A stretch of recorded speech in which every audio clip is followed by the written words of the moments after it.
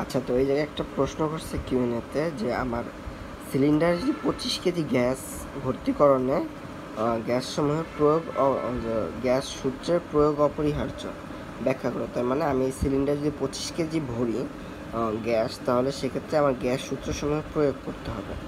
তো এইটার ব্যাখ্যাটা চাইছে যে লিখে এক্সপ্লেনেশন দিতে হবে। তো এটার মেইনলি ব্যাখ্যাটা কি? ব্যাখ্যা হলো এই যে, তো মেইন আন্ডারলাইন করেছে যে সিলিন্ডারের ধারণ ক্ষমতা নিরাপত্তার জন্য।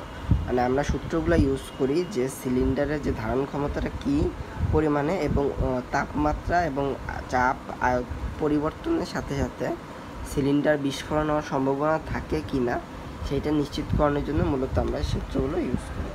অ্যাট লাস্ট বলা যায় যে আমরা চাপ, তাপমাত্রা ও আয়তনের যে সমন্বয় বা সম্পর্কগুলো আছে সেইগুলা জানার জন্য এবং নিরাপদে ব্যবহার করার জন্য মূলত আমরা গ্যাস সময়ের সূত্র ইউজ করি। তো এইটাই মূলত হলো এই প্রশ্নের উত্তর।